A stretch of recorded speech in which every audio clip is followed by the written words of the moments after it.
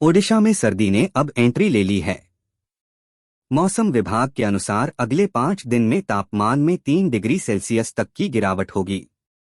इससे राज्य में कुछ जगहों पर तापमान 15 डिग्री सेल्सियस के नीचे आ जाएगा, जिससे ठंड का एहसास होगा। पिछले 24 घंटे में कोरापुट में सबसे कम तापमान 13.8 डिग्री सेल्सियस दर्ज किया गया है। ओडिशा के प्रशासनिक इतिहास में ऐसा पहली बार हुआ है।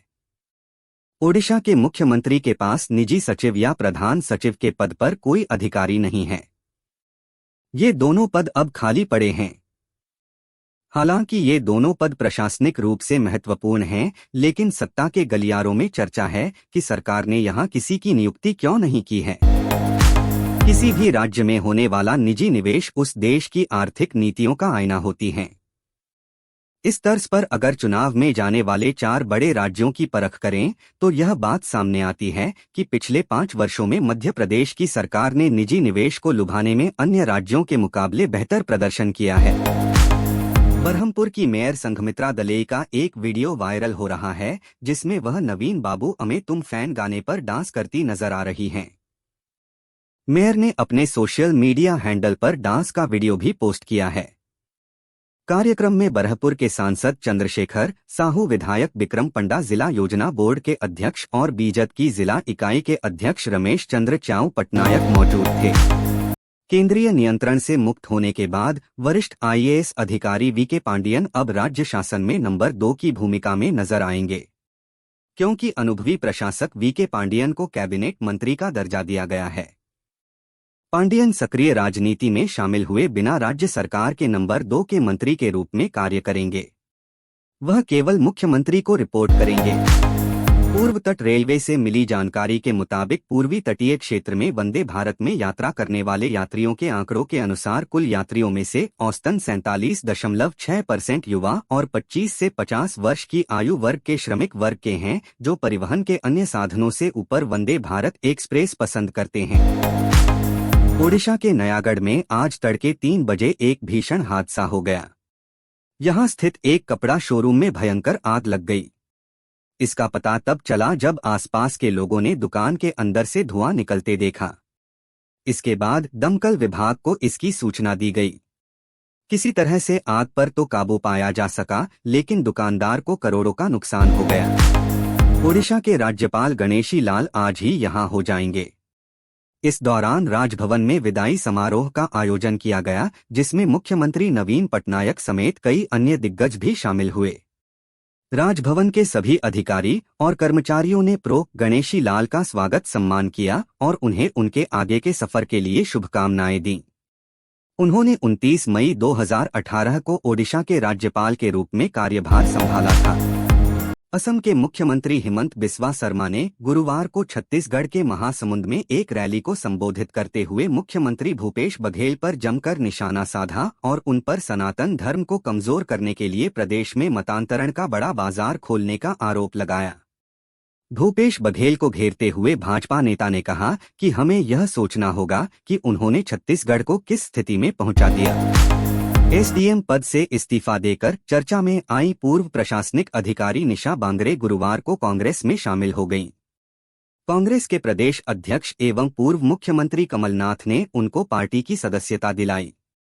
इससे पहले मध्य प्रदेश कांग्रेस प्रभारी रणदीप सिंह सुरजेवाला ने मीडिया से बातचीत करते हुए कहा कि निशा बांगरे जल्द ही कांग्रेस में शामिल होंगी। मालूम हो कि निशा बांगरे इससे पहले बुधवार को कमलनाथ से मुलाकात की थी। संजय शाह टिमरनी विधानसभा सीट से पिछली 3 बार से विधानसभा चुनाव जीतते आ रहे हैं। पिछली बार उन्होंने अपने भतीजे को 2213 वोटों से पराजित किया था। संजय शाह को तब 64,033 वोट मिले थे, जबकि अभिजीत शाह को 61,820 वोट मिले थे। एमपी इलेक्शन 2023 केंद्रीय मंत्री ने कमलनाथ पर तंज कसते हुए कहा कि कमलनाथ चुनावी हिंदू हैं। उन्होंने कहा कि जब कांग्रेस के नेता पीएफआई के समर्थन में बोलते हैं तो कमलनाथ कुछ नहीं कहते, इसलिए वह इस जीवन में हिंदू नहीं बन पाएंगे। शिवपुरी सीट से ज्योतिरादित्य सिंधिया की रणनीति को विफल करने के प्रयास के चलते कांग्रेस ने केपी सिंह को यहां से प्रत्याशी बनाया। इसी वजह से जिले की दूसरी सीट पिछोर पर असमंजस की स्थिति उत्पन्न हो गई। हालांकि कमलनाथ और दिग्विजय सिंह के बीच पनपे मतभेद की वजह से एक बार फिर पिछोर सीट से उम्मीदवार बदलने को लेकर चर्चा हो रही है। मध्य प्रदेश के पूर्व मुख्यमंत्री और प्रदेश कांग्रेस के अध्यक्ष कमलनाथ ने छिंदवाड़ा विधानसभा सीट से अपना नामांकन दाखिल कर दिया है। इस दौरान उनके साथ बेटे नकुलनाथ भी मौजूद थे। मध्य प्रदेश में 17 नवंबर को विधानसभा चुनाव कराए जाने हैं। कतर की एक अदालत ने 8 पूर्व भारतीय नौसैनिकों को मौत की सजा सुनाई है। ये सभी भारतीय 1 साल से ज्यादा समय तक हिरासत में रखे गए थे। कोर्ट के फैसले पर भारत सरकार ने हैरानी जताई है। मामले पर भारतीय विदेश मंत्रालय ने कहा है कि हम विस्तृत फैसले का इंतजार कर रहे हैं और उसी आधार पर कानूनी विकल्प तलाशे जाएंगे। इजरायल ने गाजा पट्टी को पूरी तरह से तबाह करने की कसम खा रखी है। इजरायली सेना चारों तरफ से गाजा पर हवाई हमले कर रही है। इन हमलों के बीच बुधवार की देर रात कुछ देर के लिए इजरायली सेना गाजा के अंदर घुसपैठ कर हमास के कई ठिकानों को तबाह कर दिया है।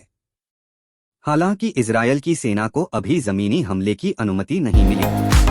कनाडा के प्रधानमंत्री जस्टिन ट्रूडो ने खालिस्तानी चरमपंथी हरदीप सिंह की हत्या में भारतीय एजेंटों की संभावित संलिप्तता के आरोप के बाद पिछले महीने दोनों देशों के बीच तनाव बढ़ने के कारण नई दिल्ली द्वारा कनाडा और दुनिया भर में कनाडाई नागरिकों के लिए सेवाओं को निलंबित करने के 1 महीने बाद यह निर्णय सामने आया है। इजरायल और हमास के बीच बीते कई दिनों से भीषण युद्ध जारी है। इस युद्ध में अब तक कई लोगों की मौत हो चुकी है। इजरायल के आर्मी रेडियो के अनुसार गुरुवार को उत्तरी गाजा पट्टी से हटने से पहले इजरायली ग्राउंड फोर्सेस ने हमास के कई ठिकानों पर हमला किया। विदेश मंत्री डॉक्टर एस जयशंकर ने गुरुवार को शंघाई सहयोग संगठन (SCO) शासनाध्यक्षों की बैठक में कहा कि वित्त वर्ष 2023 से 24 के लिए भारत की जीडीपी वृद्धि दर का अनुमान 6.3% है। उन्होंने कहा कि भारत के साथ SCO सदस्य देशों के बीच व्यापार में बढ़ोतरी दर्ज की गई है।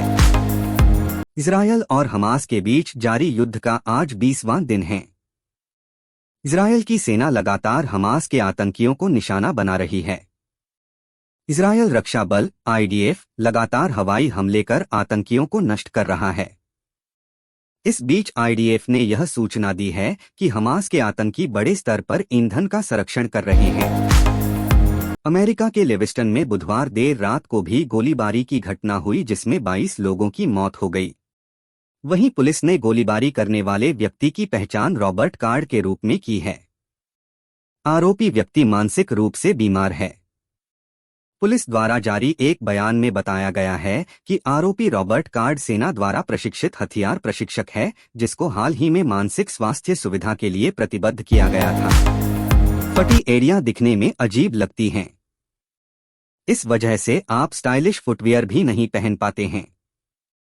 हालांकि सर्दियों में फटी एड़ियों की समस्या आम होती है, लेकिन कई बार इलाज न करने पर ये दर्दनाक भी हो सकती हैं। फटी एड़ियों से निजात पाने के लिए आप कुछ घरेलू उपाय ट्राई कर सकते हैं। ICC वनडे वर्ल्ड कप 2023 का 25वां मैच इंग्लैंड और श्रीलंका के बीच बेंगलुरु के M चिन्नास्वामी स्टेडियम में खेला जा रहा है। इस मैच में इंग्लैंड टीम के कप्तान जोस बटलर ने टॉस जीतकर पहले बैटिंग करने का फैसला किया। पहले बैटिंग करते हुए इंग्लैंड टीम की पारी 156 रन पर सिमटी। बेंगलुरु में श्रीलंकाई टीम के गेंदबाजों ने किफायती गेंदबाजी करते हुए इंग्लैंड के बेसबॉल का मजाक बनाया।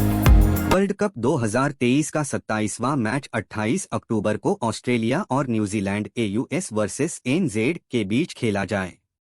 धर्मशाला में खेले जाने वाले यह मुकाबला भारतीय समयानुसार 10:30 बजे से शुरू होगा। दोनों टीमों के बीच कड़ी टक्कर देखने को मिल सकती है।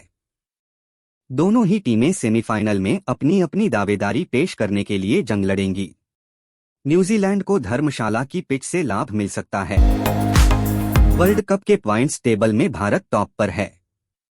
उम्मीद की जा रही है कि भारत आसानी से सेमीफाइनल में जगह बना लेगा, क्योंकि भारत को अगले 4 मैच में से केवल एक में से जीत दर्ज करनी है। ऐसे में रविवार 29 अक्टूबर को भारत का अगला मुकाबला गत चैंपियन इंग्लैंड से होना है। इंग्लैंड भारत को कड़ी चुनौती देने की फिराक में होगा। विश्व कप 2023 के 26वें मैच में पाकिस्तान का सामना साउथ अफ्रीका से होना है।